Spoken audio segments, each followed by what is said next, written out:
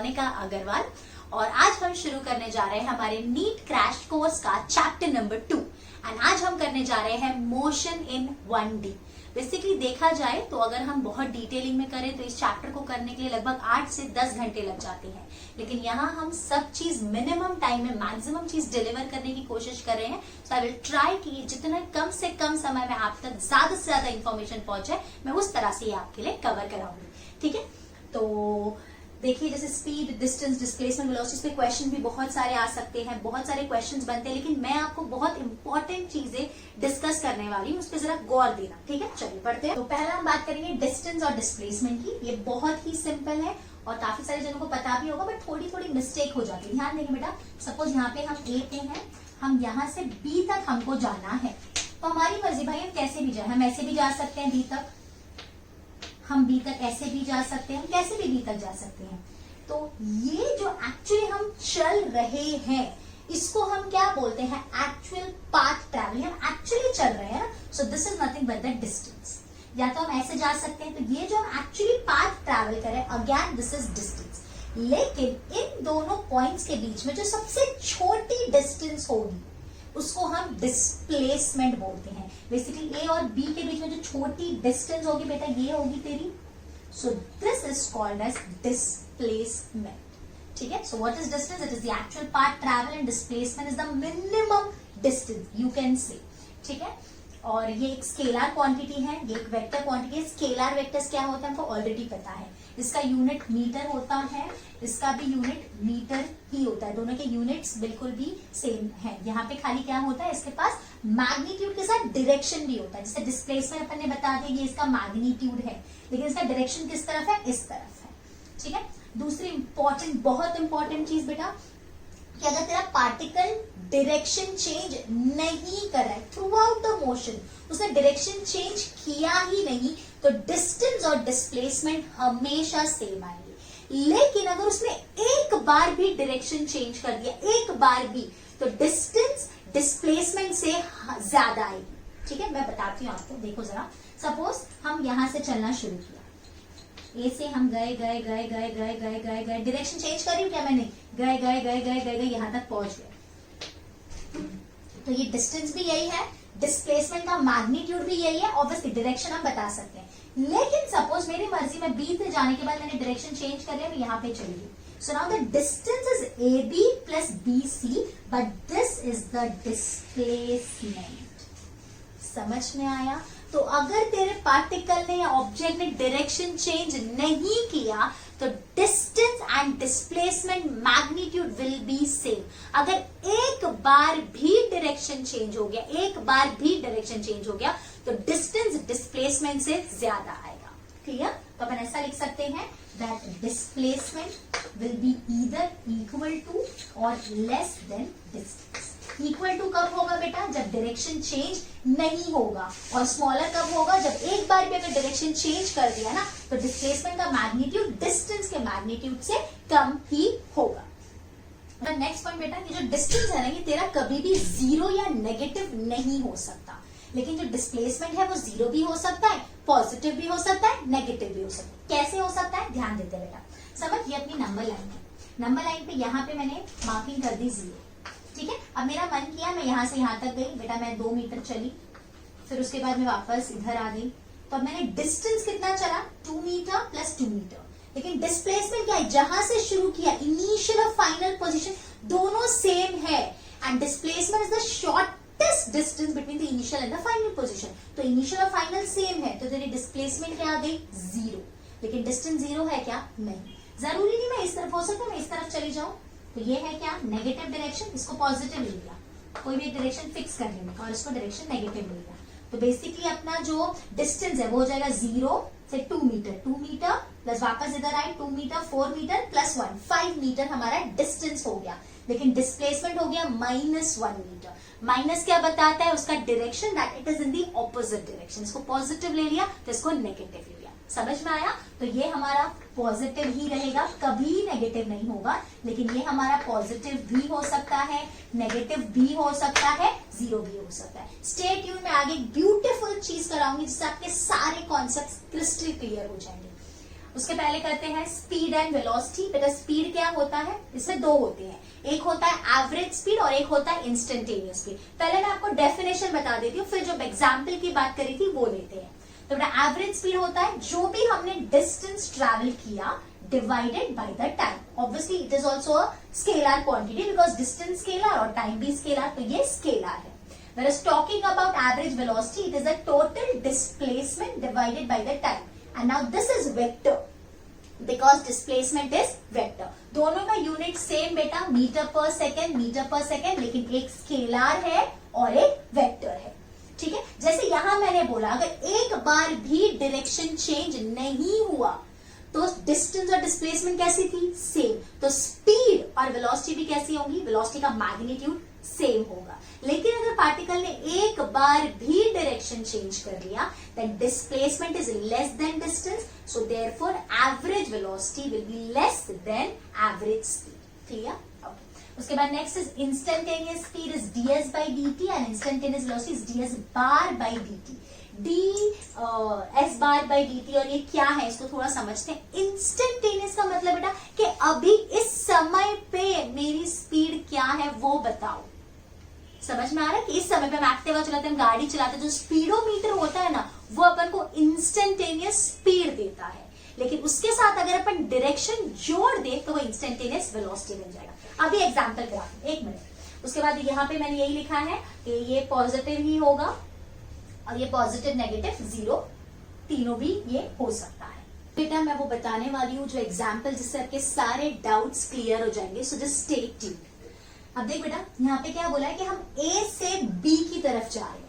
अब A से B की तरफ जो रास्ते से मैं जा रही हूँ पहाड़ी रास्ता है, हम कहीं हिल विल पे घूमने गए, लॉकडाउन खत्म हो गया, हमारा नीट का सिलेक्शन हो गया और हम कहीं घूमने गए पहाड़ में, तो वहां जो रास्ता है या आप दुबई में आपको पता है वो सैंड वाला रास्ता होता है, वैसा कोई रास्ता है, बहुत ऊपर नीचे वाला रास्ता है। तो यहाँ से हमारी गाड़ी चल रही है, मैसेज आ रहे हैं, फील करो हर एक चीज, मजा आ रहा है। तो हम यहाँ पे जाके पहुंच गए, तो हमारी डेस्टिनेशन A से B हम पहुंच गए। तो हमने एक्चुअली जो पाथ चला वो ये वाला पाथ है, ये जो कर्व वाला पाथ है, हमारी जो गाड़ी है वो इधर से इधर पहुंच गई। तो ये डिस्टेंस कितना है बेटा तेरा, 30,000 मीटर। यहाँ ये डिस्टेंस मैंने मीटर में लिखी है बिकॉज हम SI में डिस्कस करते हैं हर एक चीज, राइट।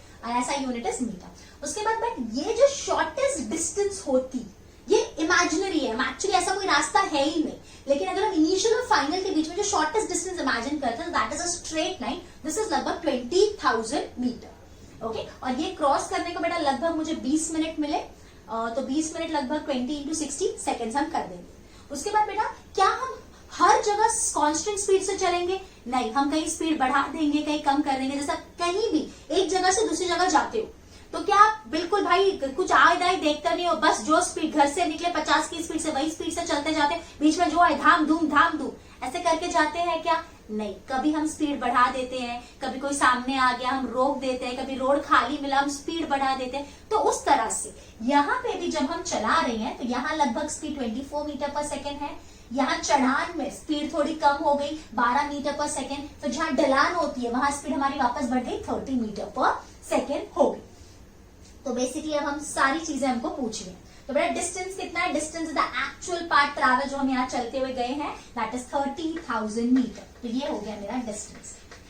ठीक है, ध्यान से समझना, सारे कॉन्सेप्ट तेरे यही क्लियर हो जाने वाले हैं। अब A से B जो शॉर्टेस्ट डिस्टेंस है that is what, it is 20,000 metre, that is a displacement, so this is 20,000 metre. उसके बाद बेटा हमको कितना टाइम लगा, तो तेरा एवरेज स्पीड का फॉर्मूला क्या है, total distance divided by total time. तो टोटल डिस्टेंस कितना है, इतना, और टोटल टाइम इतना लगा, इसको डिवाइड कर लेना तो ये कुछ आ जाएगा 30,000 मैंने पहले करके रखा है, डिवाइडेड बाय 20 into 60, तो ये लगभग कुछ आता है बेटा 25 मीटर पर सेकेंड। मतलब इतना हमारी स्पीड रही। This is the average, this is not a ideal case. मतलब ये एक्चुअली नहीं है कि 25 मीटर पर सेकेंड हम कांस्टेंट स्पीड से चल रहे थे, नहीं, यहाँ स्पीड वेरी करी, लगभग वाला बोलते ना, लगभग इतना टाइम लगता है, ये वैसा वाला केस है।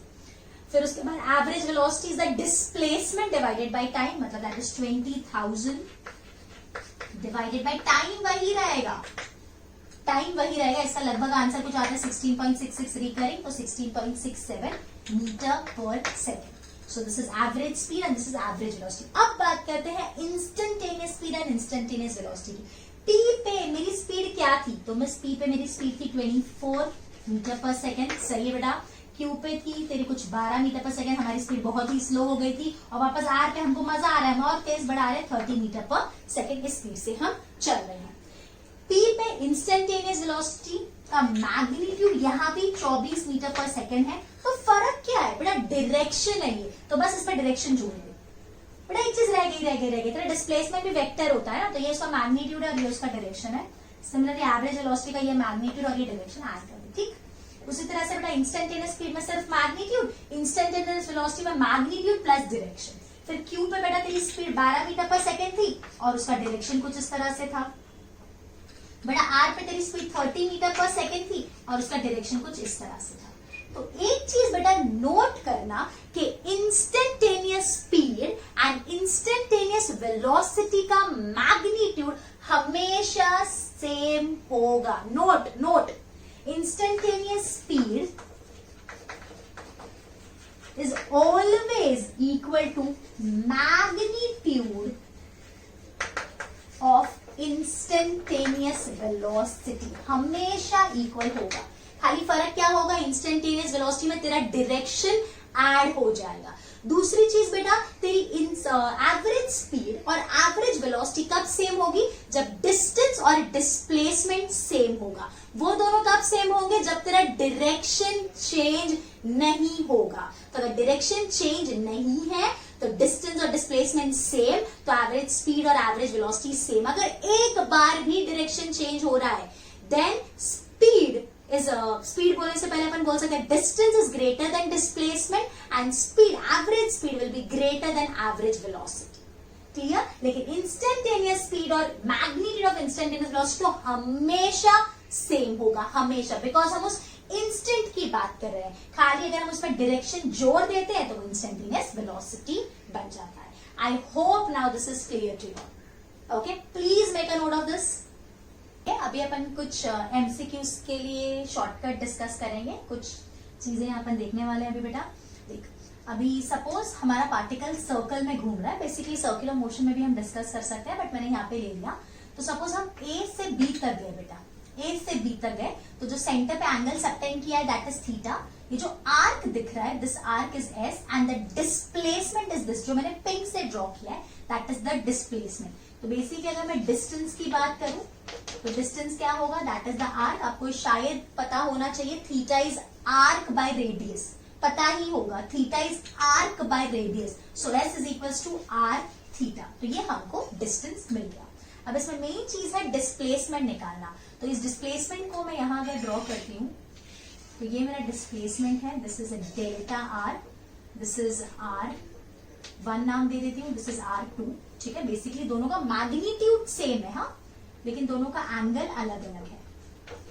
तो आपको डेल्टा आर निकालना है, तो डेल्टा आर क्या होगा, that is R two minus R one, right. Basically आपको डिफरेंस निकालना है, वेक्टर सबट्रैक्शन निकालना है। अभी देखो क्या ब्यूटीफुल यूज है वेक्टर सबट्रैक्शन, जरा याद करो। वेक्टर सबट्रैक्शन का बेटा क्या फॉर्मूला था, under root P square plus Q square minus 2p Q cos theta. उसमें भी हमने एक स्पेशल केस डिस्कस किया था। क्या था वो स्पेशल केस बेटा, कि अगर सपोज पी और क्यू तेरा दोनों इक्वल हो गया और दोनों के बीच में कुछ थीटा एंगल है, तो आंसर क्या लिखते थे, 2p साइन थीटा बाय 2। वही यूज यहां करेंगे। देख बेटा दोनों वेक्टर्स का तेरा मैग्नीट्यूड सेम है, आर और आर, डायरेक्शन है ना अलग अलग, इसके लिए तो वो तो अलग अलग वेक्टर्स हो गए, तो इनके बीच में एंगल थीटा है। तो यहाँ पे जो तेरा डेल्टा आर आएगा उसका आंसर क्या हो जाएगा बेटा, तेरा 2r साइन थीटा बाय 2। तो ये चीज हमको करनी है, ये चीज आपको आनी चाहिए कि अभी हम लोग ने देखा वो जो पहले हमने सीखा था उसका यहाँ एप्लीकेशन हम कैसे करेंगे।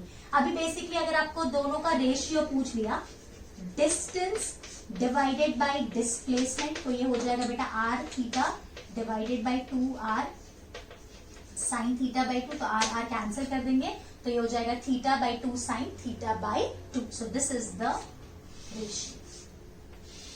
Is this clear?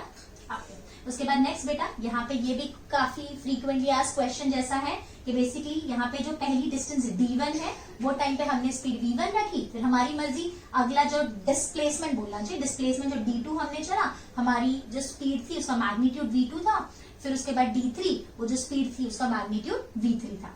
तो अभी हमको पूछा है कि एवरेज स्पीड निकालो। तो एवरेज स्पीड का फॉर्मूला क्या है बेटा, तेरा total displacement divided by total time. तो हमने लिखा d1 plus d2 plus d3 plus dot dot dot dn। यहाँ जो टाइम लगा होगा उसको नाम दिया t1, यहाँ जो टाइम लगा होगा t2 plus t3 plus dot dot dot tn। क्या टाइम पता है? नहीं, लेकिन क्या आप टाइम का फॉर्मूला लगा सकते हो डिस्प्लेसमेंट अपॉन वेलोसिटी? तो उसी तरह से बेटा यहाँ पे देखना क्या किया, t1 की जगह मैंने लिखा d1 by v1, similarly t2 की जगह बेटा d2 by v2, similarly tn की जगह आ जाएगा dn बाई vn। तो ये है इसका एक्चुअल फॉर्मूला।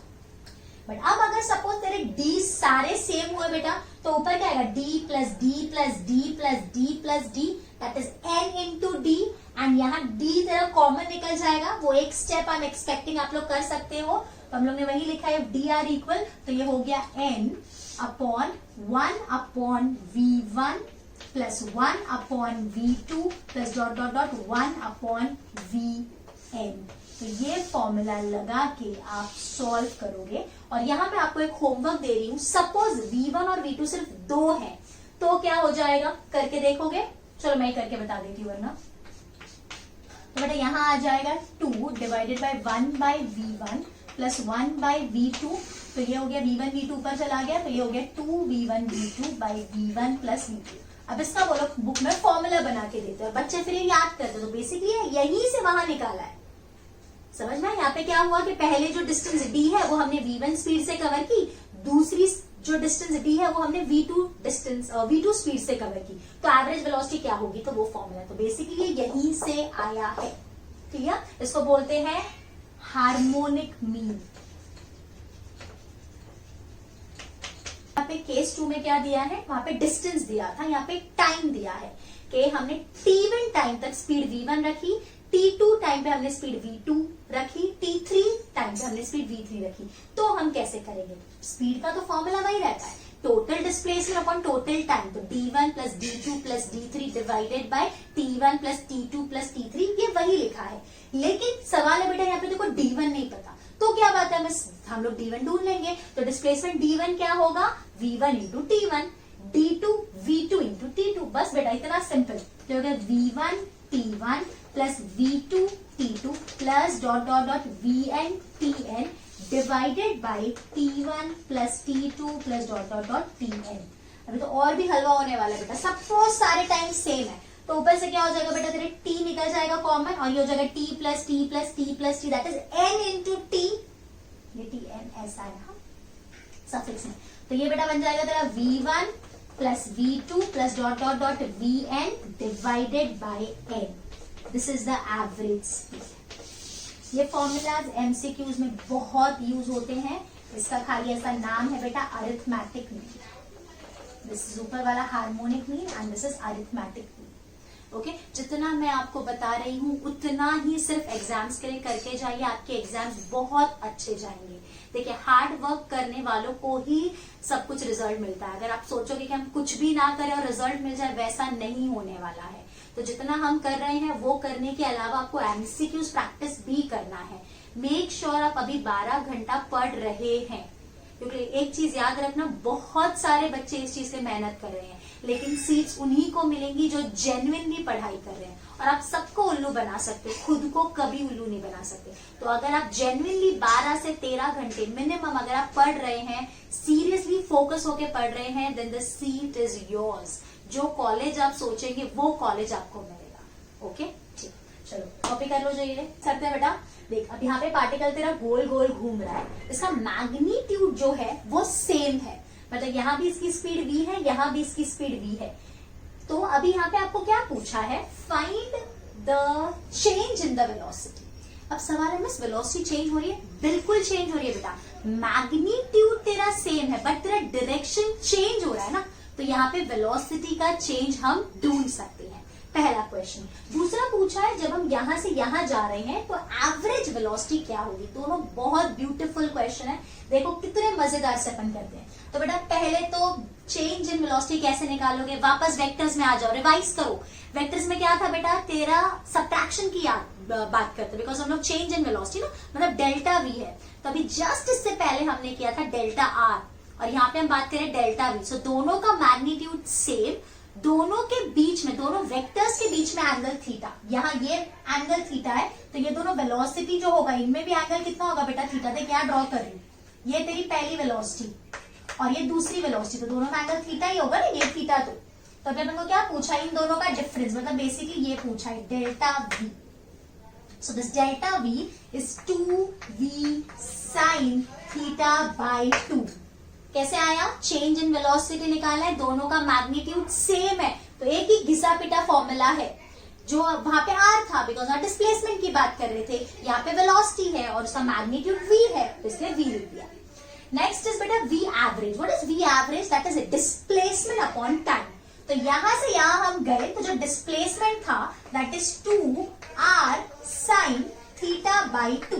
लगभग इसको टाइम लगा बेटा t। अब t तो दिया नहीं है, तो t कैसे निकालेंगे वो सुनना बेटा। तो टाइम है उसको अपन लिख सकते हैं डिस्टेंस बाय स्पीड। डिस्टेंस कितनी कवर करे बेटा, ये डिस्टेंस s है, एक्चुअल डिस्टेंस तो s है ना, और स्पीड क्या है बेटा v। तो ये लिखा मैंने t is equal to s by v when s is r theta by v। Substitute कर दे क्या हो जाएगा, तो v एवरेज यहां से मुझे मिलेगा 2r sin theta by 2 divided bye r theta by v, r theta by v। तो बेटा तेरा v ऊपर चला गया, राइट किया ना, s is equal to r theta by v, right. तो ये r और r कैंसिल हो गया, 2 को नीचे ले लो, तो इसको ऐसे लिख सकते हैं v sin theta by 2 by theta by 2। तो ये हमारी एवरेज वेलोसिटी है। चीज बच्चे यहाँ भूलते हैं, जो थीटा होगा ना तेरा, ये रेडियन में डाल देना।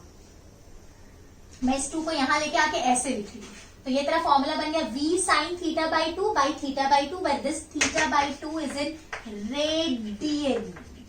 Clear, okay. दूसरा भी कहते हैं this is a turning point question. वापस इस क्वेश्चन में बच्चे अटकते हैं। सुनना क्या दिया बेटा, देखो कुछ इस तरह से एक इक्वेशन दी है, x is T square minus 2t plus 4, और पूछा है जब टाइम तेरा 4 सेकेंड होगा वो टाइम पे डिस्टेंस निकालो और डिस्प्लेसमेंट निकालो।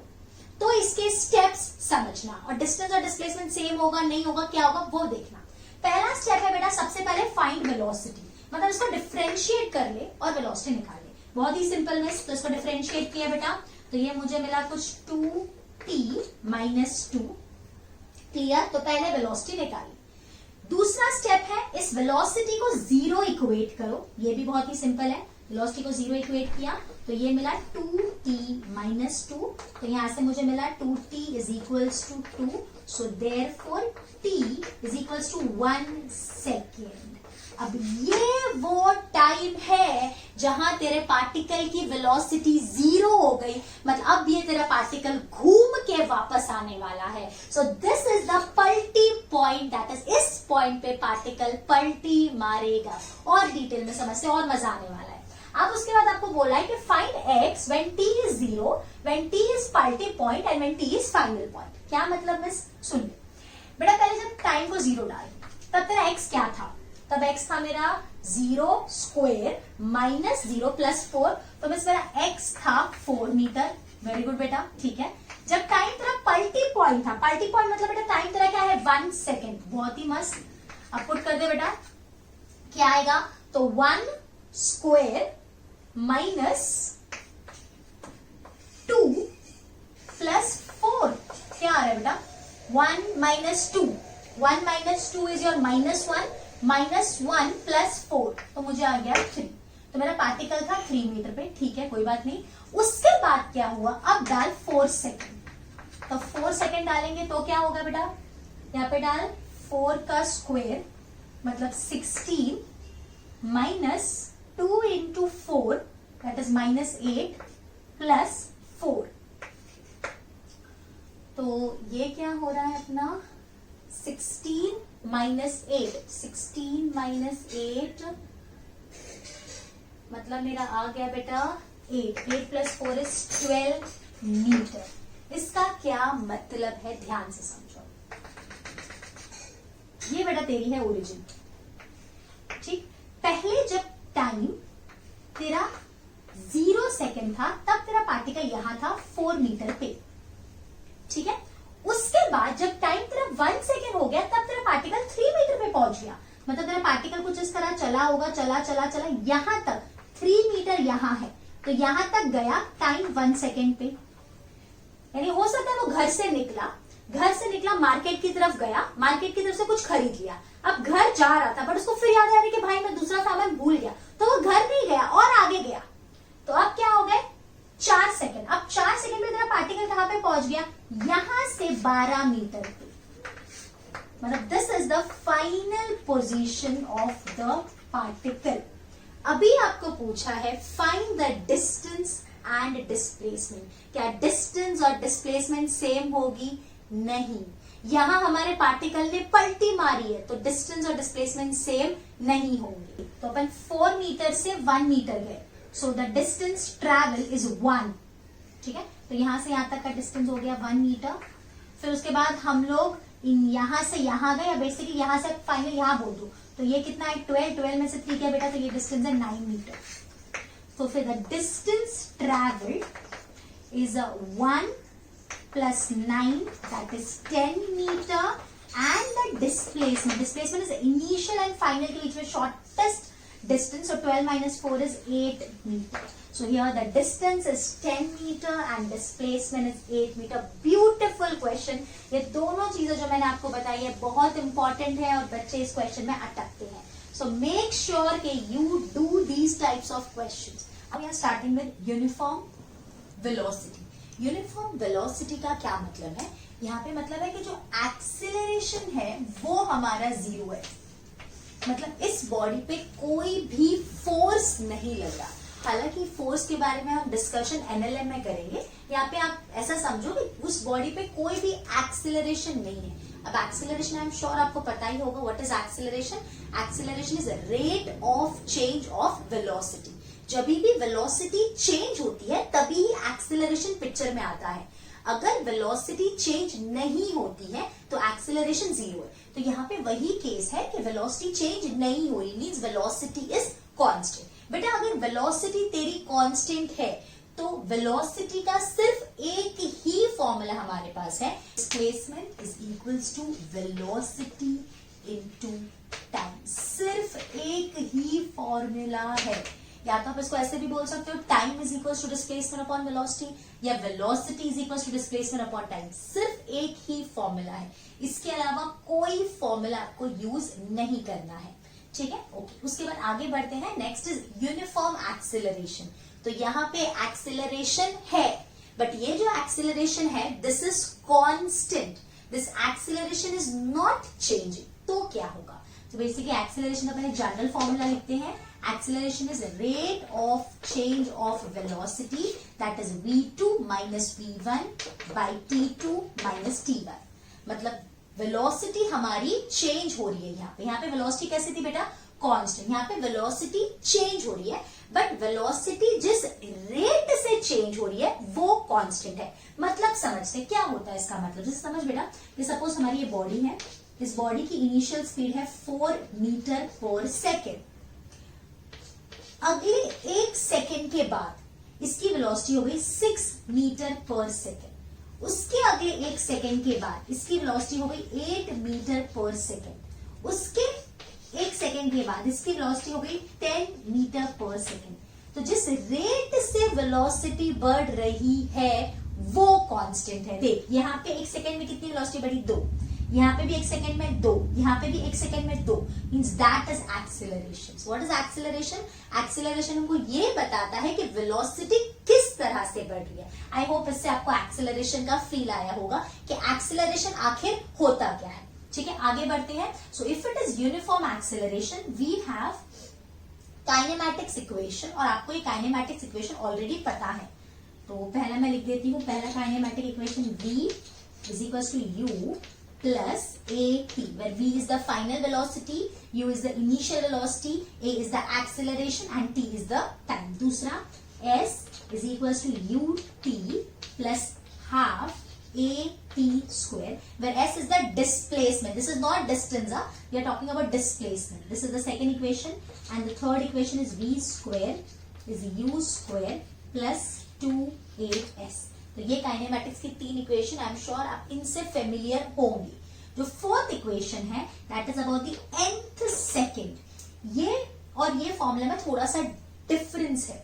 ये फॉर्मूला हमको बताएगा जैसे 2 सेकेंड में हमने कितना डिस्प्लेसमेंट किया या 3 सेकेंड में हमने कितना डिस्प्लेसमेंट किया. ये हमको क्या बताएगा कि दूसरे सेकेंड में कितना किया या तीसरे सेकेंड में कितना किया या 5वें सेकेंड में कितना किया. So this tell us about the displacement in that particular second, and this tell us about the displacement in the total seconds. ठीक है, तो इसका फॉर्मूला है Sn is equals to u plus a by 2n minus 1. n is that second. हम उस second की बात कर रहे हैं जहां पे हमको डिस्प्लेसमेंट ढूंढना है. ठीक है, अभी आगे बढ़ते हैं.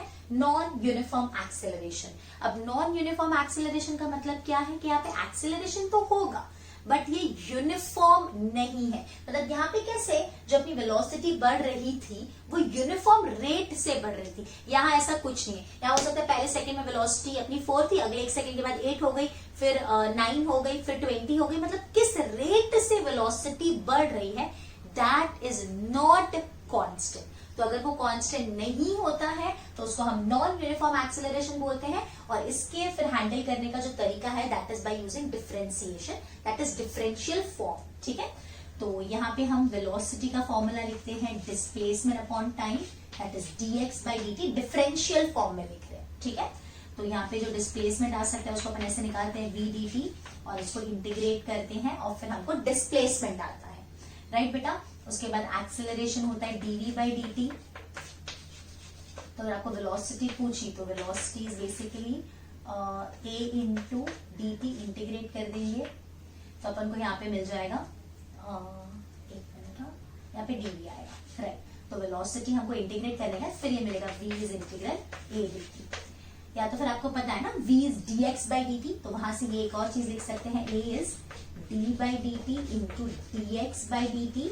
तो यहां से बेटा देखो मिल जाता है d square x by dt square. So basically अगर आप जो डिस्प्लेसमेंट की इक्वेशन है उसको एक बार डिफरेंशिएट करते हो तो वेलोसिटी मिलती है, और वेलोसिटी को एक बार डिफरेंशिएट करते हो तो आपको एक्सेलरेशन मिल जाता है. उसके बाद यहाँ पे तो जो डिस्प्लेसमेंट है वो अपना टाइम के टर्म्स में है और जो वेलोसिटी है वो भी अपना टाइम के टर्म्स में. लेकिन ऐसा जरूरी नहीं है. कभी कभी आपको जो इक्वेशंस होती है वो x के टर्म्स में दी होती है, तो उसको कुछ इस तरह से करते हैं a is equal to v dv by dx. This is important, ये बच्चे भूल जाते हैं. So you have to note this. ठीक है, ये बहुत इंपॉर्टेंट है. अब जो मैंने अभी जस्ट आपको बताया वो लिख लेते हैं कि बेसिकली डिस्प्लेसमेंट से अगर आपको वेलोसिटी चाहिए तो आप क्या करोगे, डिफरेंशिएट, और वेलोसिटी से एक्सेलरेशन चाहिए तो भी आप क्या करोगे, डिफरेंशिएट. लेकिन अगर आपको एक्सेलरेशन से वेलोसिटी चाहिए तो आप क्या करोगे, इंटीग्रेट, और वेलोसिटी से डिस्प्लेसमेंट चाहिए तो भी आप क्या करोगे, इंटीग्रेट. देखो यही किया, डिस्प्लेसमेंट था, वेलोसिटी चाहिए थी तो डिफरेंशिएट किया. अगर आपके पास वेलोसिटी है और आपको डिस्प्लेसमेंट चाहिए तो आपने इंटीग्रेट किया. यहाँ पे आपके पास वेलोसिटी है, राइट हैंड साइड वाला हमारे पास है, और हमको एक्सेलरेशन चाहिए था तो डिफरेंशिएट किया. अगर आपके पास एक्सेलरेशन है और आपको वेलोसिटी चाहिए तो इंटीग्रेट किया. समझ में आ रहा है? Is this clear? So this is for non uniform and this is for uniform, और ये तब केस है जब एक्सेलरेशन है ही है. Okay, please make a note of this. Okay students, अभी हम एमसीक्यू से कुछ इंपॉर्टेंट चीजें डिस्कस करने जा रहे हैं. बेसिकली जितनी भी चीजें हम डिस्कस करेंगे सभी इंपॉर्टेंट है, बट ये कुछ डायरेक्ट आप फॉर्मूलाज जो हम यहाँ डिस्कस करेंगे आप एग्जाम में लगा सकते हो. बहुत ही मजेदार है. देखो बेटा, यहाँ पे क्या बोला है कि यूनिफॉर्म एक्सेलरेशन है. ये जितने भी केसेस हैं सब यूनिफॉर्म एक्सेलरेशन के लिए ही है. तो इनिशियल वेलोसिटी मान लिया बेटा तेरी है u, और यहाँ पे फाइनल वेलोसिटी v हो गई. अब यहाँ पे acceleration a is constant, uniform है ना, तो ये एक्सेलरेशन कैसा बोल सकते हैं, कांस्टेंट. अभी आपको कुछ क्वेश्चंस पूछे हैं, t is the mid point. तो मिड पॉइंट पे कितनी वेलोसिटी होगी, पहला क्वेश्चन। तो डायरेक्ट फॉर्मूला मैं आपको बता रही हूं that the velocity at the mid point is under root of u square plus v square by 2।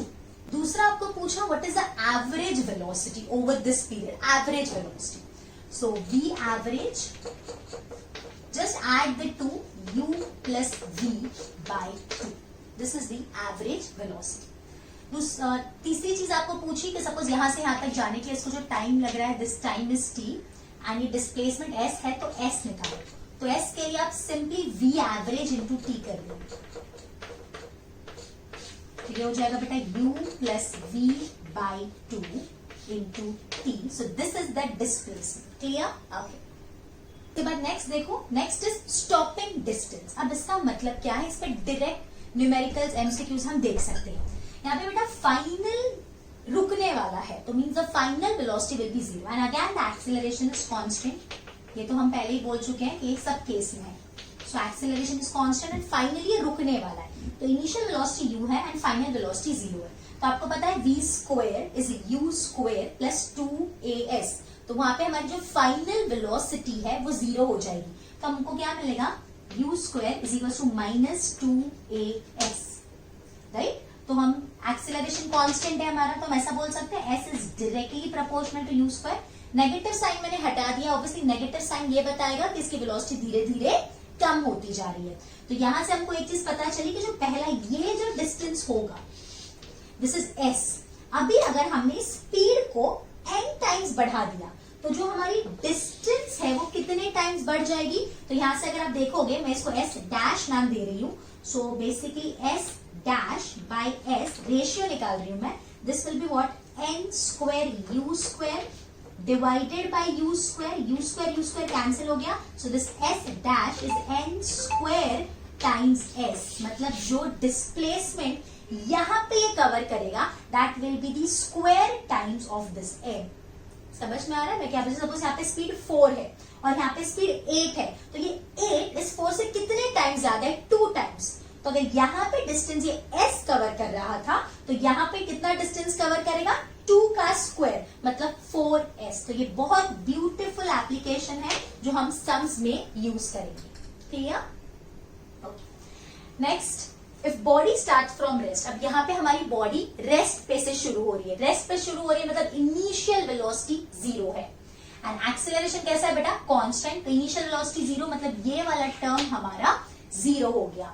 तो s और t में एक्सीलरेशन कांस्टेंट है तो s is directly proportional to t square. ये चीज हमको मिली। मतलब अगर हम बात करेंगे कि पहले सेकंड में उसने कितना डिस्टेंस कवर किया, 2 सेकंड में कितना डिस्टेंस कवर किया, 3 सेकंड में कितना डिस्टेंस कवर किया, तो वो displacement is directly proportional to time square. तो पहले सेकंड में अगर s डिस्टेंस कवर किया तो दूसरे सेकंड में कितना कवर करेगा, that will be, you can see it is 2 का स्क्वायर मींस 4 टाइम्स, राइट। फिर तीसरे सेकंड में, 3 सेकंड में टोटल कितना डिस्टेंस कवर करेगा, दैट विल बी 9 टाइम्स। तो यहाँ पे जो रिलेशन आता है वो याद रखेंगे, that is 1 is to 4 is to 9 is to 16 then 25 and so on। मतलब अगर पहले सेकंड में हम s डिस्टेंस कवर करें, 2 सेकंड में हम 4s डिस्टेंस कवर करेंगे, 3 सेकंड में हम 9s डिस्टेंस कवर करेंगे, 4 सेकंड में हम 16s डिस्टेंस कवर करेंगे। उसी तरह से यहाँ पे अगर हम nth सेकंड की बात करें कि पहले सेकंड में हम कितना कवर कर रहे हैं, फिर दूसरे सेकंड में, 2 सेकंड की बात नहीं कर रहे थे, यहाँ पे हम क्या बोल रहे थे कि 2 सेकंड में हम कितना डिस्टेंस कवर कर रहे हैं। यहाँ पे आपको पूछा खाली ये बताओ कि दूसरे सेकंड में कितना डिस्टेंस कवर किया, तीसरे सेकंड में कितना डिस्टेंस कवर किया, चौथे सेकंड में कितना डिस्टेंस कवर किया। तो यहाँ पे जो रिलेशन आता है, देखो जरा, s nth का फॉर्मूला लगाया u plus a by 2 2n minus 1। तो ये u तो 0 हो गया बिकॉज ये रेस्ट पे से शुरू हो रहा है। तो यहाँ पे वो n का और इसका क्या रिलेशन है, if acceleration is constant so s n, मैं लिख देती हूँ यहाँ पे, it is directly proportional to 2n minus 1। तो पहले सेकंड में क्या आ जाएगा, 2 माइनस 1 दैट इज 1 लिख देते हैं, रेशियो के फॉर्मेट में लिख रहे हैं। दूसरे इसमें क्या आ जाएगा, 2 into 2 that is 4 minus 1 that is 3। उसके बाद तीसरे सेकंड में 3 into 2 that is 6 minus 1 is 5। तो इस तरह से ये रेशियो है। तो ये दोनों रेशियो बहुत इंपॉर्टेंट है, अलग अलग न्यूमेरिकल्स में हम इसका एप्लीकेशन लगा सकते हैं। दोनों में डिफरेंस पता चला, ये क्या है, पहले सेकंड में कितना, 2 सेकंड में कितना, 3 सेकंड में कितना, उसका रेशियो, और ये first second, second second, third second, fourth second, ये उसका रेशियो है। Is this clear? Okay okay, now this is the next a typical type of question that can be asked in the exam. यहाँ पे क्या बोला है, accelerated and retarded motion questions. मतलब क्या बोला है कि कुछ टाइम t1 तक बॉडी में एक्सिलरेशन है और फिर उसके बाद रिटार्डेशन है। बेसिकली ऐसे समझो कि हमने स्कूटी निकाली और हम घर से निकले, तो हमने क्या किया, स्कूटी को एक्सिलरेट किया। तो हमने एक्सिलरेट किया, तो हम एक्सिलरेट करते ही जाएंगे नहीं ना, जहाँ पे हमको जाना है हमने देखा कि वहां आ गया तो हमने ब्रेक लगा दिया। So basically that is what, retardation. So initially there is an acceleration and then there is a retardation. तो यहाँ पे मैंने ग्राफ ड्रॉ किया वेलोसिटी वर्सेस टाइम का। तो इनिशियल वेलोसिटी हमारी 0 है, t1 टाइम तक एक्सिलरेशन है अल्फा और t2 टाइम तक रिटार्डेशन हो रहा है बेटा तेरा beta. So the maximum velocity is v max। तो अभी कुछ चीजें हैं मैंने आपको बोली, आपको एज इट इज याद रखनी है, we can not go into the derivation part now. Here v max is alpha t1 या तो फिर बीटा t2 आप लगा सकते हो। उसके बाद अफेक्टिव एक्सिलरेशन या तो जो नेट एक्सिलरेशन बोलते हैं यहाँ पे, that is alpha beta upon alpha plus beta. ठीक है, उसके बाद v max का एक और फॉर्मूला है, that is a effective into t, where t is the total time. t1 time के लिए एक्सिलरेशन है, t2 टाइम के लिए डी एक्सिलरेशन है, t is the total time. उसके बाद बेटा जो डिस्प्लेसमेंट इसने कवर किया होगा, that is half a effective into t square. उसके बाद एक और है जो एवरेज वेलोसिटी है, that is v max by 2। So this you have to as it is remember this for the sake of the questions. अगर कुछ questions आते हैं तो वहां हम सब सॉल्व करने में नहीं लग सकते, बिकॉज हमारे पास टाइम बहुत ही कम होगा। क्लियर? अब उसके बाद नेक्स्ट, ये भी एक स्टेटेड फॉर्मूला है कि अगर किसी बॉडी में t1 टाइम के लिए a1 एक्सेलरेशन है और फिर हमने एक्सेलरेशन चेंज करके a2 कर दिया, उसका टाइम t2 है। तो t1 टाइम के लिए एक्सेलरेशन a1 है बेटा, t2 टाइम के लिए तेरा एक्सेलरेशन a2 है। तो जो एवरेज एक्सेलरेशन हो जाएगा, that is a1 t1 plus a2 t2 upon t1 plus t2। Okay, so students अभी हम शुरू करने जा रहे हैं मोशन अंडर ग्रेविटी। बहुत ही इजी कॉन्सेप्ट है, देखते हैं, चलो ध्यान से सुनना। अभी हम क्या कंसिडर कर रहे हैं कि हम कुछ हाइट पे खड़े हैं, जैसे हम टेरेस पे खड़े हो गए या हम हमारे बिल्डिंग के 4th फ्लोर 5th फ्लोर जिस पे भी आप रहते हो, 2nd फ्लोर, आप वहां पे विंडो पे खड़े हो और आपने किसी ऑब्जेक्ट को ड्रॉप किया है, ड्रॉप। ठीक है, मतलब उसकी इनिशियल वेलोसिटी कितनी है बेटा, 0। आपने उसको फेंका नहीं है, आपने उसको कुछ वेलोसिटी नहीं दी है, आपने सिर्फ उसको छोड़ दिया है। तो ये जो सिचुएशन है, this is called as free fall.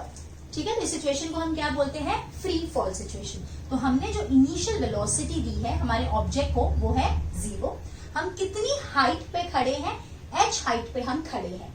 तो ये जो ऑब्जेक्ट है, ये नीचे आते आते इस पे कुछ फोर्स लग रहा है क्या, हाँ बिल्कुल, इस पे एक फोर्स लग रहा है। कौन लगा रहा है ये फोर्स, क्या हम इसको खींच रहे हैं, नहीं, इसको ग्रेविटी अपनी तरफ नीचे की तरफ फोर्स लगा रही है, जिसकी वजह से ये नीचे आते वक्त इसकी जो स्पीड है या बोल सकते हो जो वेलोसिटी है वो इंक्रीज होते जा रही है। तो यहाँ पे इस बॉडी पे जो फोर्स लग रहा है वो नीचे की तरफ है, जो एक्सिलरेशन लग रहा है वो भी नीचे की तरफ है। अब हम क्या कंसिडर करेंगे बेटा, ये जो है ना यहाँ पे जहां हम खड़े हैं उसको हम ओरिजिन मान लेते हैं।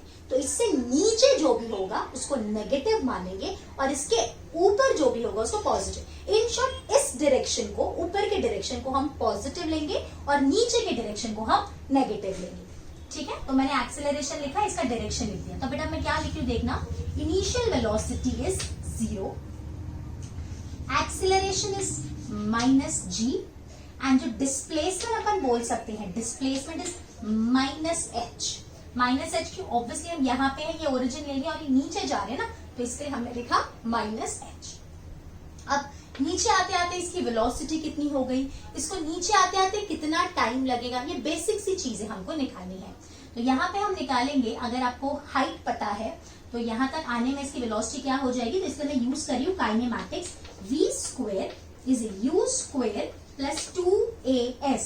तो बेटा इनिशियल वेलोसिटी हमारी 0 है, तो ये तो हो गया तेरा गोल, ये तो हो गया गोल, ये चला गया। कितना सिंपल हो गया बेटा, तो तेरा v क्या हो गया, √2as, ये याद रख लो। जब भी इनिशियल वेलोसिटी अपनी 0 है, then the final velocity is under root 2as. वापस सुनो, when the initial velocity is 0, final velocity is under root 2as. कितना इजी फॉर्मूला है, कहीं पर भी अप्लाई हो सकता है, ठीक है। तो यहाँ पे ये बेटा हो गया अपना 2 into minus G into minus S. Is this clear?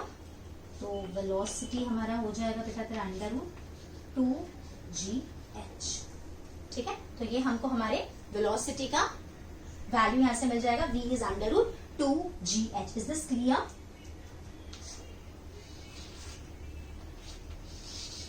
और ये स्क्वायर था ना बेटा, तो ये प्लस माइनस दोनों भी हो सकता है, तो बट बेसिकली आप देख सकते हो ऑब्वियसली इसका डायरेक्शन किस तरफ होगा, नीचे की तरफ। तो ग्राउंड से जस्ट टच होने से पहले इसकी वेलोसिटी इतनी है, ग्राउंड से जस्ट टच होने से पहले। यहाँ पे अपन ऐसा भी कर सकते हैं कि यहाँ पे इसके पास कौन सी एनर्जी थी बेटा, पोटेंशियल एनर्जी। जब वो नीचे ग्राउंड से जस्ट टच हो रहा है, उसके पहले उसकी सारी की सारी जो पोटेंशियल एनर्जी है वो किसमें कन्वर्ट हो गई, काइनेटिक एनर्जी में, ठीक है। ऐसे भी आप करोगे तो भी आपको यही आंसर मिलेगा। उसके बाद यहां से यहां तक आने के लिए सपोज उसको t टाइम लगा, ठीक है। तो टाइम के लिए अपन ये वाला फॉर्मूला यूज कर लेते हैं, s is equal to U T plus half A T square. तो बेटा वापस इनिशियल वेलोसिटी तेरी क्या है, 0, तो ये हो गया तेरा गोल, हो गया ना गोल। तो टाइम का फॉर्मूला क्या मिला, t is equal to 2s by A and this is under root, तो ये हो गया t is under root 2h by G. Minus minus अगर डालोगे तो भी कट होगा, और टाइम तो वैसे भी कभी नेगेटिव नहीं हो सकता। So these are the 2 very very important formulas जो हम बहुत जगह लगाने वाले हैं। तो इसको नीचे आने के लिए जो टाइम लगता है that is under root 2h by G, and जो वेलोसिटी आएगा नीचे आते आते that is under root 2gh। Is this much clear? ये हम हमेशा याद रखेंगे जब भी इनिशियल वेलोसिटी हमको पता है, हमको डिस्प्लेसमेंट पता है। इनिशियल वेलोसिटी बेसिकली अपनी 0 होगी और अपन को डिस्प्लेसमेंट पता है, तो ये दोनों फॉर्मूला से हम इजीली टाइम कितना लगा और कितना वेलोसिटी हो गया ये हम निकाल सकते हैं। अभी अपन थोड़ी बहुत और चीजों पे भी इस पर डिस्कस करते हैं। इसके अलावा देख क्या करते हैं, सपोज आपको हाइट पूछी है और आपको वेलोसिटी या टाइम कुछ पता है, तो अपन कैसे करेंगे, तो अपन h is equal to U T plus half A T square, इसी फॉर्मूला में बेसिकली अगर आपको टाइम पता है तो h क्या हो जाएगा बेटा, तो h हो जाएगा बेसिकली यहीं पे लिख रही हूं मैं जी टी स्क्वायर बाई 2। कितना सिंपल है, ये आपको टाइम पता है, पूछा 2 सेकेंड बाद वेलोसिटी कितनी हो जाएगी, तो अपना formula v is equal to U plus A T जो फॉर्मूला है उसमें अगर सब्स्टिट्यूट करेंगे तो अपने को v मिलेगा, v is equal to minus G T. Minus यही बताता है कि उसका डायरेक्शन किस तरफ होगा बेटा, नीचे की तरफ। अगर अभी आपको पूछा 1 सेकेंड में हमारे पार्टिकल ने कितना डिस्प्लेसमेंट किया, या दूसरे सेकेंड में कितना डिस्प्लेसमेंट किया, या तीसरे सेकेंड में कितना डिस्प्लेसमेंट किया, so basically we are talking about the nth second, displacement in the nth second. उसका फॉर्मूला क्या है बेटा, displacement in the nth second H N is equals to U है, बट वो तो अपन को कंसिडर करना ही है, तो अपना फॉर्मूला क्या हो जाएगा 1/2 2n माइनस 1, राइट। यहाँ पे जो भी सेकेंड आपका आएगा, और ये आपको पता है एक की वैल्यू क्या हो जाएगी अपनी g। यहाँ पे एक्सीलरेशन क्या है, सो this is the displacement in the nth second. तो ये सिचुएशन के हिसाब से आपको पुट करना है कि क्या पूछा है, क्या दिया है, उस हिसाब से हम अलग अलग चीजें पुट कर सकते हैं। This is clear? यहां से आप एक और चीज निकाल सकते हो बेटा, अगर वेलोसिटी पता है, जैसे मैं एग्जांपल देती हूँ, सपोज आपको बोला कि हमारे पार्टिकल को हमने फ्री फॉल से ड्रॉप किया बेटा, कुछ टाइम बाद इसकी वेलोसिटी सपोज 5 मीटर पर सेकेंड हो गई, तो कितने डिस्प्लेसमेंट के बाद इसकी वेलोसिटी 5 मीटर पर सेकेंड हो गई, ये सवाल है। तो यहाँ पे सब्स्टिट्यूट कर दो ना बेटा, इसी में अगर आपको v पता है निकाल नहीं सकते अपन, देखिए हो जाएगा v स्क्वायर बाई 2g। तो बस एक ही चीज को अलग अलग घुमा के अपन बोल रहे हैं, u स्क्वायर यानी v स्क्वायर बोल देना चाहिए, v square bye 2g।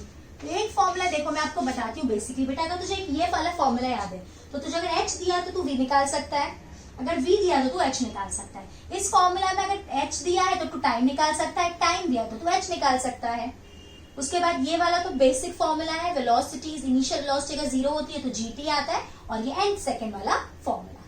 Now if the body is projected vertically upwards, मतलब अगर हमने किसी वेलोसिटी दी किसी बॉडी को और हमने उसको ऐसे ऊपर की तरफ फेंका, मतलब हमने ऐसे इसको फेंका, तो अगर अभी मैं इसको फेंक रही हूँ तो क्या हो रहा है बेटा, ये ऊपर जा रहा है और फिर नीचे आ रहा है। तो सवाल है ये ऊपर जा रहा है तो क्या होगा इसमें, ऑब्वियसली इसमें जो एक्सेलरेशन है वो हमेशा नीचे की तरफ लगेगा, तो जो इसकी वेलोसिटी का मैग्नीट्यूड है वो धीरे धीरे कम होते जाएगा। तो बेसिकली अगर हमने इसको कुछ 50 मीटर पर सेकेंड की वेलोसिटी दी तो धीरे धीरे इसकी वेलोसिटी कम होते जाएगी। फाइनली जब वो टॉप पोजीशन पे पहुंच जाएगा यहाँ इसकी वेलोसिटी 0 हो जाएगी। तो बेसिकली इसको ना दो वे से हैंडल कर सकते हो, मैं आपको बताती हूँ। एक काम करते बेटा, इसको इनिशियल वेलोसिटी u ले ली, ठीक है।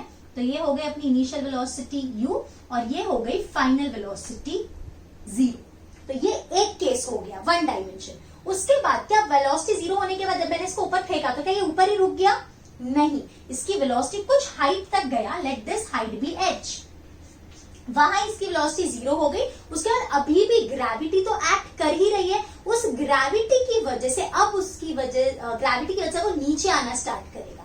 समझ में आ रहा है? पहले हमने क्या किया, इसको ऊपर की तरफ फेंका तो इसकी वेलोसिटी किस तरफ थी? ऊपर की तरफ, बट ग्रेविटी मींस एक्सेलरेशन नीचे की तरफ लग रहा था, तो धीरे धीरे इसकी स्पीड कम होते गई।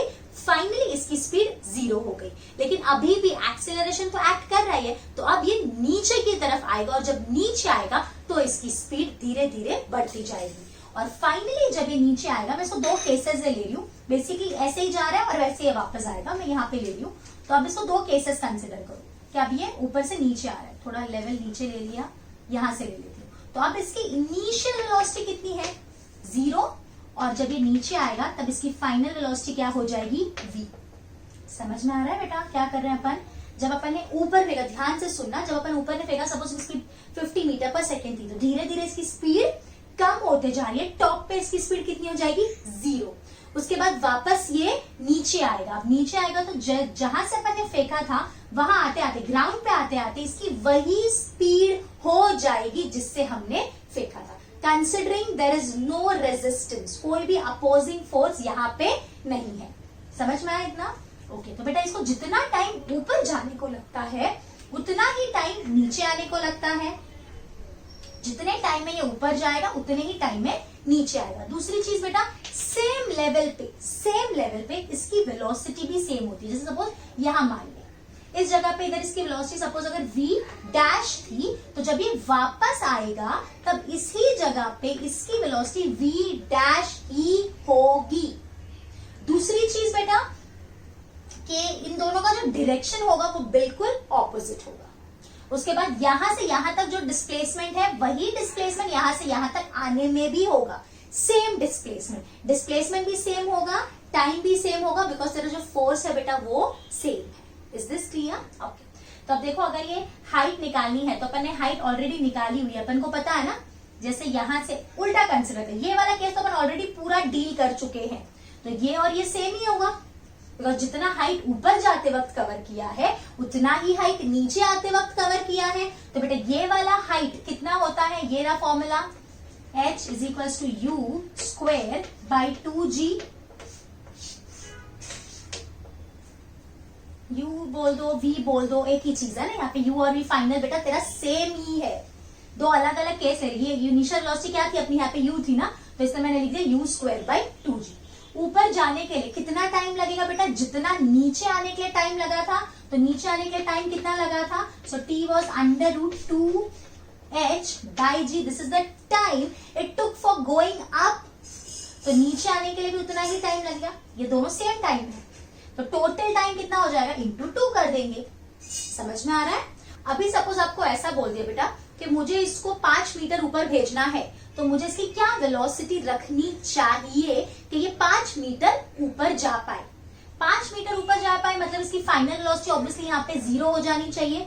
इनिशियल वेलोसिटी तुझे पूछी है तो काइनेमैटिक्स लगा दे, बहुत सिंपली काइनेमैटिक्स से हो जाता है। ये v square is u square plus 2as। तो इस केस में तेरी फाइनल वेलोसिटी 0 है, तो तेरी इनिशियल वेलोसिटी क्या आ गई? Under root 2gh।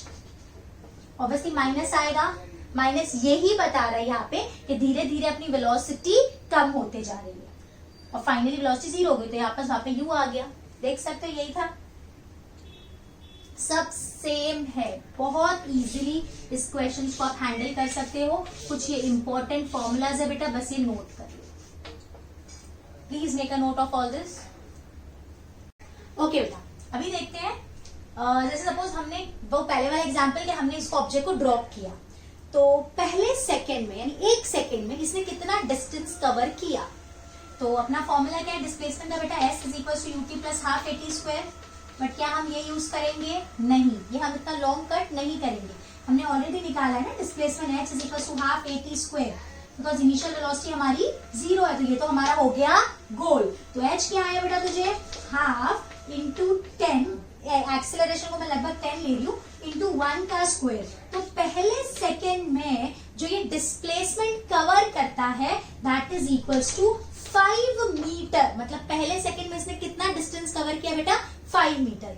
2 सेकेंड में कितना डिस्टेंस कवर करेगा? तो यहाँ क्या हो जाएगा? 2 का स्क्वायर, सो 4 इंटू 5 20। तो पहले सेकेंड में डिस्टेंस कवर किया 5 मीटर, 2 सेकेंड में जो डिस्टेंस कवर किया 2 सेकेंड में दैट इज 20 मीटर। 3 सेकेंड में जो डिस्टेंस कवर करेगा यहाँ आ जाएगा बेटा तेरा 3, तो 3 का स्क्वायर 9, 9 5 45। तो 3 सेकेंड में जो डिस्टेंस कवर करेगा वो होगा 45 मीटर। और अगर आपको याद होगा मैंने एक शॉर्टकट बताया था आप लोग को, that is h1 is to h2 is to h3। क्या था बेटा? That was directly proportional to time का स्क्वायर। तो आपको याद होगा तो वो था 1 is to 4 is to 9 और is to क्या हो जाएगा? 60। इस तरह से बढ़ेगा, चेक कर लो। यहाँ कितना है? 5 को 4 से मल्टीप्लाई कर कितना आ जाएगा? 20। उसके बाद 5 को 9 से मल्टीप्लाई कर कितना आ जाएगा? 45। फिर अगर आपको 4 सेकेंड्स में कितना डिस्टेंस कवर किया तो 16 से मल्टीप्लाई करो, you will get the answer. कितना ब्यूटीफुली हो गया। इसमें मगजमारी करने की जरूरत है क्या? नहीं। तो यही रेशियो आएगा। मतलब मैं आपको यहाँ बताऊं तो पहले सेकेंड में ये जो डिस्प्लेसमेंट होगा ये 5 मीटर होगा, 2 सेकेंड में जो डिस्प्लेसमेंट होगा बेटा वो तेरा होगा 20 metre. Don't go with the lines. 3 second में जो डिस्टेंस होगा वो होगा 45 मीटर। दूसरी चीज बेटा, अगर आपको पूछा पहले सेकंड में कितना डिस्टेंस कवर किया, दूसरे सेकंड में कितना कवर किया, तीसरे सेकंड में कितना किया, means we are talking about the nth second. Second second में कितना, थर्ड सेकंड में कितना, फोर्थ सेकंड में कितना। तो उसका फॉर्मूला क्या हो जाएगा बेटा? hn वाला फॉर्मूला था अपना hn, that was a/2 2n - 1। तो फर्स्ट सेकंड में तो वही होगा बेटा तेरा, सेम आएगा। जी को 10 ही लिख देती हूँ अभी, 10/2 इंटू 2 इंटू 1 - 1। तो ये तो 1 हो गया और ये कट हो गया तो 5। ऑब्वियसली ये तो सेम आएगा। सेकंड में कितना डिस्टेंस कवर किया तो ये क्या हो जाएगा? 10/2 2 इंटू 2 - 1, तो ये हो गया 3। ये कट कर दिया तो आया 15। तो ऑब्वियसली बात है ना। देख बेटा, पहले सेकंड में 5 किया, 2 सेकंड में 20 किया, तो दूसरे सेकंड में कितना किया होगा? ऑब्वियसली 15। समझा? तीसरे सेकंड का भी एग्जांपल लेते थे, बहुत ब्यूटीफुली हो रहा है। देखो जरा, थर्ड सेकंड का 10/2 इंटू 2 इंटू 3 - 1, 3 2 जा 6, 6 - 1 is 5। ये कट कर दे तो 5 5 जा 27, सॉरी 5 जा 25। तो तीसरे सेकंड में जो डिस्टेंस कवर किया वो है 25 मीटर। अगर आपको याद होगा इसका रेशियो हमने निकाला था, तो इसका रेशियो कुछ आ रहा था 1:3:5:7, इस तरह से। तो पहले सेकंड में जो डिस्टेंस कवर किया बेटा वो 5 है, दूसरे सेकंड में 5 इंटू 3 कर दे 15, तीसरे सेकंड में 5 इंटू 5 कर दे 25, चौथे सेकंड में 5 इंटू 7 कर दे 35। तो इस तरह से हम ये कर सकते हैं। ऐसे क्वेश्चंस बहुत इजीली हो जाते हैं। समझा? तो हमेशा अगर किसी भी ऑब्जेक्ट को हम ड्रॉप कर रहे हैं अर्थ पे, तो पहले सेकंड में कितना डिस्टेंस कवर करेगा? 5, दूसरे सेकंड में कितना, तीसरे सेकंड में कितना, पता करना है। रेशियो ले लो, सॉल्व मत करने बैठो। Take the ratio 1:3:5:7। तो पहले सेकंड में 5, दूसरे सेकंड में 5 इंटू 3, तीसरे सेकंड में 5 इंटू 5, चौथे सेकंड में 5 इंटू 7। अगर आपको पूछा पहले सेकंड में कितना किया, 2 सेकंड में कितना किया, 3 सेकंड में कितना किया, तो वापस पहले सेकंड का निकाल लो। पहले सेकंड का कितना है बेटा? 5, फिक्स्ड है। तो 2 सेकंड्स में कितना किया, रेशियो पे याद रख, 1:4:9 स्क्वायर के टर्म्स में चलता है। 1 का स्क्वायर, 2 का स्क्वायर, 3 का स्क्वायर, 4 का स्क्वायर, तो क्या हो जाएगा बेटा तेरा 4 × 5 20, उसके बाद 9 × 5 45, उसके बाद 16 × 5 80। तो इस तरह से हम करते जाएंगे। Is this clear? Great, make a note, बहुत इंपॉर्टेंट है। मजा आ रहा है ना? Very good.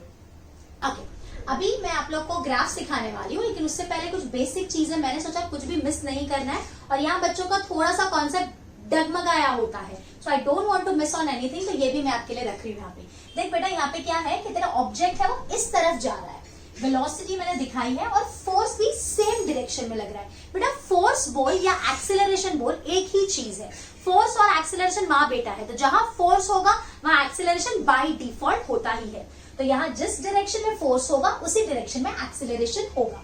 तो यहाँ बेटा पहले अपन क्या बोल रहे हैं कि फोर्स हमारा पैरेलल है और वेलोसिटी का डायरेक्शन इस तरफ है। आपको पता है वेलोसिटी के 2 कंपोनेंट्स होते हैं, एक होता है मैग्नीट्यूड और एक होता है डायरेक्शन। अब ये जो फोर्स है ये पैरेलल फोर्स है, so parallel force can never change its direction.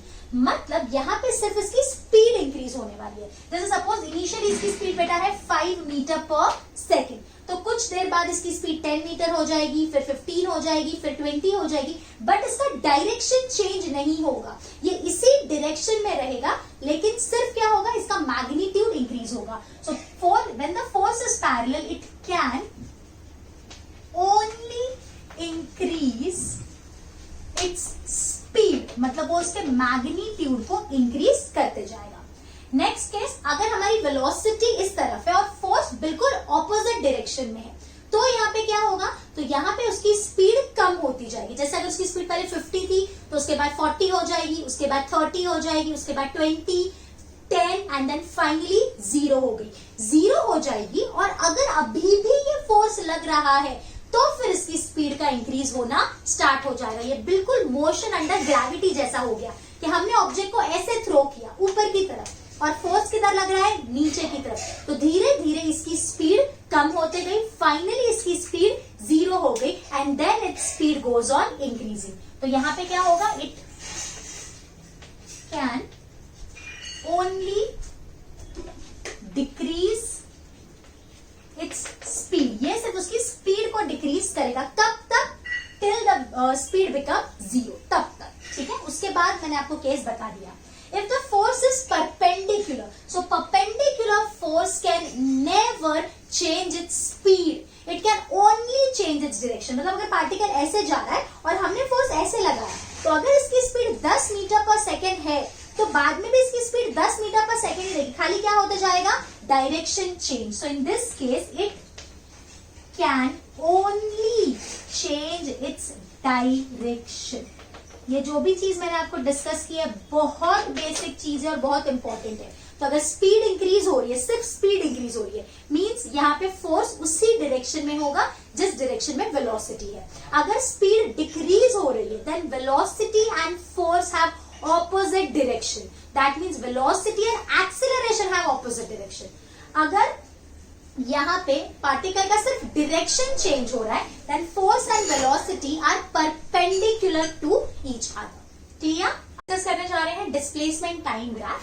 तो मैं सब जगह y एक्सिस पे बेटा तेरा डिस्प्लेसमेंट ही होगा और x एक्सिस पे अपना टाइम होगा। मैंने यहाँ पे कुछ ग्राफ ऑलरेडी ड्रॉ करके रखे हैं, इसके बारे में हम डिस्कस करने जा रहे हैं। अभी देख बेटा, यहाँ पे पहला क्या है, टाइम तेरा बढ़ते जा रहा है बट पार्टिकल की पोजीशन वही है। बच्चे इसको क्या बोलते हैं कि बस वो पार्टिकल आगे बढ़ते जा रहे हैं। कहाँ बेटा, पार्टिकल इसी जगह पे है, ओरिजिन से जो उसका डिस्टेंस था वहीं पे है, टाइम बढ़ रहा है। तो यहाँ पे क्या है, particle is at rest, particle तेरा रुका हुआ है। यहाँ पे क्या हो रहा है बेटा, एक चीज याद रखना, डिस्प्लेसमेंट टाइम ग्राफ का जो स्लोप होता है वो अपन को वेलोसिटी देता है। नोट कर लेना, displacement time graph slope gives us velocity. Basically tan theta की मैं बात कर रही हूं, ठीक है ना, स्लोप वही होता है अपना। अब यहां पे देखो, हर जगह स्लोप कैसा है? What is slope? Slope is the angle with the positive x axis. Slope is the angle with the positive x axis. ठीक है बेटा, तो यहाँ हर जगह तेरा एंगल सेम है ना, चेंज हो रहा है क्या? नहीं. Means particle is moving with constant velocity. Particle is moving with constant velocity. और थीटा कैसा है बेटा तेरा? एक्यूट है ना, तो ये जो वेलोसिटी होगी ये तेरी कैसी होगी बेटा? पॉजिटिव. ठीक है. नेक्स्ट बेटा, यहां पे थीटा तो हर जगह कांस्टेंट है, लेकिन ये जो एंगल है ये ऑब्ट्यूज एंगल बन रहा है. मींस जो वेलोसिटी है वो अपनी नेगेटिव होगी. मतलब इन शॉर्ट अपन ऐसा बोल सकते हैं, ये मेरा ओरिजिन है, तो पहले वाले केस में हम इस तरफ जा रहे हैं, means in the positive direction. तो ये पॉजिटिव हो गया, फिर हम यहां से यहां पहुंच गए बेटा. दूसरे वाले केस में, जो ये वाला केस है, ओरिजिन से ऑलरेडी इतने डिस्प्लेसमेंट पे हैं, तो हम ऐसे जा रहे हैं. तो डायरेक्शन की बात सोच, पहले हम ऐसे जा रहे थे, तो इस डायरेक्शन को मैंने पॉजिटिव ले लिया, अब मैं यहां से यहां जा रही हूँ, तो डायरेक्शन कैसा हो गया तेरा? नेगेटिव.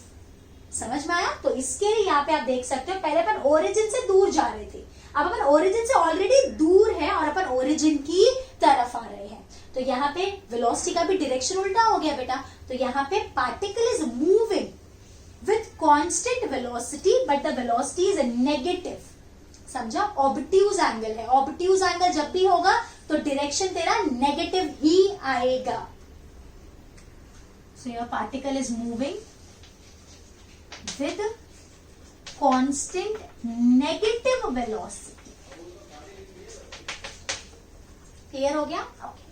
दूसरा बेटा यहाँ पे देखना जरा, यहाँ पे स्लोप की बात करती हूँ. क्या हो रहा है? स्लोप का इंक्रीज हो रहा है ना, तो यहाँ वेलोसिटी इज इंक्रीजिंग. इंक्रीजिंग भी है और पॉजिटिव भी है. So velocity is increasing and positive. Acute angle है, तो थीटा तेरा बढ़ रहा है. क्या बढ़ रहा है? Theta. So if theta is increasing then velocity is increasing. यहाँ पे ध्यान देना बेटा, यहाँ पे थीटा ज्यादा है, यहाँ पे थीटा कम हो गया, यहाँ थीटा और कम हो गया, यहाँ थीटा और कम हो गया. सो this is what? This is velocity is decreasing but positive. Acute angle है तो पॉजिटिव ही रहेगा. एक सेकेंड सुनना, यहाँ वेलोसिटी तेरी इंक्रीज हो रही है, वेलोसिटी इंक्रीज, तो एक्सेलरेशन और वेलोसिटी का डायरेक्शन कैसा होगा? सेम. तो वेलोसिटी का डायरेक्शन कैसा है? पॉजिटिव. तो एक्सेलरेशन का भी डायरेक्शन कैसा होगा? पॉजिटिव. चाहिए तो ये लिख सकते हो, यहाँ एक्सेलरेशन भी तेरा पॉजिटिव ही होगा. सिर्फ डायरेक्शन की बात करें. यहाँ पे वेलोसिटी इज डिक्रीजिंग, मतलब एक्सेलरेशन और वेलोसिटी का डायरेक्शन ऑपोजिट होगा. मैग्नीट्यूड तेरा कम हो रहा है ना बेटा, तो अगर वेलोसिटी डिक्रीज हो रही है तो एक्सेलरेशन और वेलोसिटी आ रही है ऑपोजिट डायरेक्शन. तो पॉजिटिव क्या है? वेलोसिटी इज पॉजिटिव, तो एक्सेलरेशन क्या होगा? नेगेटिव. क्लियर हुआ इतना? आगे बढ़ते हैं. और यहाँ पे अपन ऑब्वियसली ओरिजिन से दूर जा रहे हैं. ये भी केस में यहाँ पे अपन ओरिजिन से ऑलरेडी दूर हैं, अभी अपन ओरिजिन के पास आ रहे हैं. ये दोनों केस में यहाँ पे देखना. अब यहाँ पे कैसे समझ सकते हो? ऐसे समझो कि झूला है, या यहाँ पे झूले पे आप बैठे हो बेटा, ठीक है, तो कहा किस केस में देखो जोरदार लगेगी? यहां से अगर तू गिरेगा तो जोर से लगेगी, कि यहां से गिरेगा तो जोर से लगेगी, यहां से गिरेगा. अगर ज्यादा ऐसा होता है तो ज्यादा जोर से लगने का चांसेस होता है. तो यहाँ पे अपनी वेलोसिटी ज्यादा है. इस केस में उल्टा है. यहाँ पे अगर आप देखोगे थीटा के टर्म्स में, तो थीटा बोलोगे मींस थीटा इंक्रीज हो रहा है, बट ये ऑब्ट्यूज एंगल है ना, तो ऑब्ट्यूज एंगल में उल्टा होता है. अगर थीटा इंक्रीज होता है तो वेलोसिटी डिक्रीज होती है. एक्यूट एंगल में थीटा इंक्रीज होता है तो वेलोसिटी इंक्रीज होती है. लेकिन ऑब्ट्यूज एंगल में क्या होता है बेटा? अगर थीटा इंक्रीज हो रहा है तो वेलोसिटी डिक्रीज होती है. एक समझने का तरीका ये है. दूसरा समझने का तरीका, झूला इमेजिन करो. अगर झूले पे मैंने तुझे यहाँ स्लाइडिंग पे बिठाए तो तुझे जोर से लगेगी, कि यहाँ जोर से लगेगी, कि यहाँ जोर से लगेगी? ऑब्वियसली यहाँ पे. सो वेलोसिटी यहाँ ज्यादा, फिर यहाँ कम और यहाँ और कम. सो यार वेलोसिटी इज डिक्रीजिंग. वेलोसिटी तेरी डिक्रीज हो रही है और डायरेक्शन भी ऑब्ट्यूज है तो नेगेटिव. अगर वेलोसिटी डिक्रीजिंग है तो एक्सेलरेशन वेलोसिटी के ऑपोजिट होता है. So here acceleration is positive. समझ में आ रहा है? Okay, very good. आगे बढ़ते हैं बेटा, यहाँ पे वापस डिस्प्लेसमेंट टाइम ग्राफ है। यहाँ पे थीटा के बारे में सोच, यहाँ थीटा कम हो रहा है ना। If theta is decreasing, then velocity is increasing in case of obtuse angle. या तो दूसरा तरीका क्या है, मैं तेरे को बोला स्लाइडिंग पे बैठ जाए, यहाँ तेरे को झूले पे बैठा दूं, यहाँ बैठा दूं, यहाँ बैठा दूं, तो सबसे जोरदार तुझे यहाँ लगेगी। यहाँ कम लग रही है, यहाँ ज्यादा लग रही है, यहाँ ज्यादा लग रही है, सबसे ज्यादा लग रही है, means velocity is increasing. So velocity is increasing but direction is negative. Why? Because it is obtuse angle. और वेलोसिटी अगर इंक्रीज होगी तो एक्सेलरेशन का भी वही डायरेक्शन होगा जो वेलोसिटी का होगा। तो वेलोसिटी का डायरेक्शन क्या था? नेगेटिव, तो एक्सेलरेशन का भी डायरेक्शन क्या आएगा? Negative. Clear? Next is velocity time graph. Velocity time graph का जो स्लोप होता है वो हमको एक्सेलरेशन देता है, और उसका जो एरिया होता है वो हमको या तो डिस्टेंस देता है या डिस्प्लेसमेंट देता है। समझ गए? तो वेलोसिटी टाइम ग्राफ का जो स्लोप होता है वो तुझे क्या देगा बेटा? एक्सेलरेशन, और उसका जो एरिया होता है वो देता है या तो डिस्टेंस या डिस्प्लेसमेंट। ठीक है? अभी पहला हमको दिया है कि वेलोसिटी, अभी यहां पे क्या लगता है? टाइम बढ़ रहा है, वेलोसिटी इज कांस्टेंट। तो अगर वेलोसिटी कांस्टेंट होगी तो एक्सेलरेशन होगा क्या? बिल्कुल भी नहीं। So here acceleration is 0।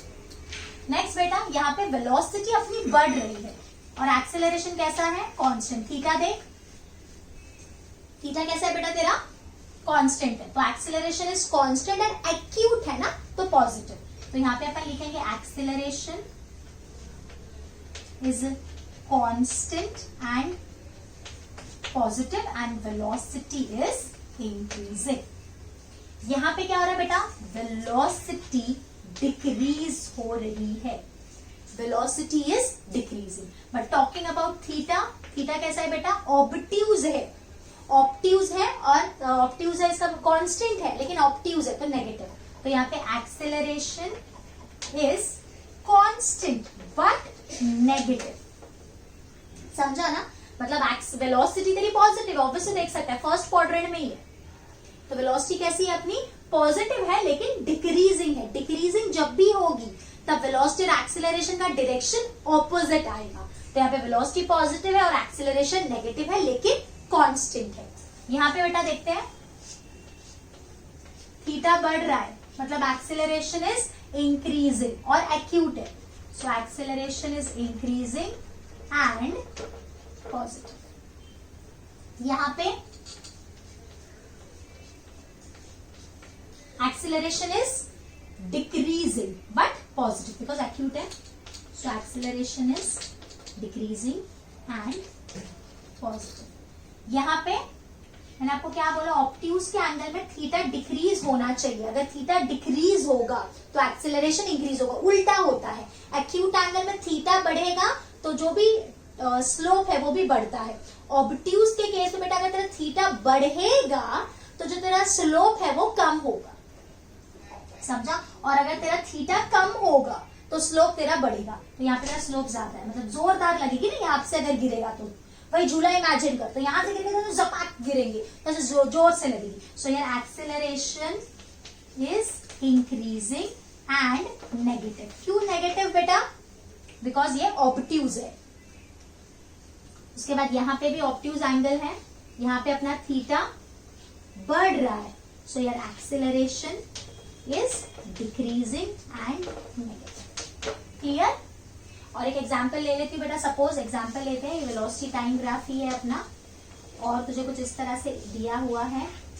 तो यहाँ पे अगर आप सारे एरिया को ऐड कर देते हो, सारे एरियाज को ऐड कर देते हो तो आपको डिस्टेंस मिलता है। लेकिन इसको ऐड और इसको सब्ट्रैक्ट करते हो तो डिस्प्लेसमेंट मिलता है। अगर सारे एरिया को, जैसे ये एरिया है बेटा तेरा A1, ये A2 और ये A3, अगर तीनों को ऐड कर दोगे तो डिस्टेंस मिल जाएगा, और A1 और A3 को ऐड करोगे माइनस A2 करोगे तो डिस्प्लेसमेंट मिल जाएगा। Is this clear? Okay, so here we have completed with motion in one dimension. तो अभी तक हमारे 2 चैप्टर्स हो गए हैं। पहला हमने किया स्केलर्स एंड वेक्टर्स और दूसरा हमने किया मोशन इन वन डायमेंशन। अभी आगे हम लोग करने वाले हैं प्रोजेक्टाइल मोशन करेंगे, सर्कुलर मोशन करेंगे, उसके बाद रिलेटिव मोशन करने वाले, एनएलएम, फ्रिक्शन, बहुत सारे चैप्टर्स है जो सीरीज में आने वाले हैं। मैं बस आपसे इतनी ही रिक्वेस्ट करती हूँ, जितना मैं आपको वीडियोस में डिस्कस कर रही हूँ बस उतना ही आप एकदम थरली कर लेना। अगर आपने उतना थरली कर लिया और उसके बाद आपको बहुत सारे क्वेश्चंस की प्रैक्टिस भी करनी पड़ेगी, देन आपको, जो मैंने पहले भी बोला था, आपको जो मार्क्स चाहिए, आपको जो सीट चाहिए, जिस कॉलेज में चाहिए, वो आपको मिलेगा। एक चीज याद रखना, इजी कुछ भी नहीं होता। अगर हमको लाइफ में कुछ अचीव करना है then you have to work hard and I am sure कि आप वो कर सकते हैं। So without wasting time, 1 minute भी हमारा इंपॉर्टेंट है, तो 1 मिनट भी हम वेस्ट नहीं करेंगे। इसको किसी ना किसी वे में यूटिलाइज करिए। 12 से 13 घंटे रिगरस फोकस करके पढ़ाई करिए and then you will shock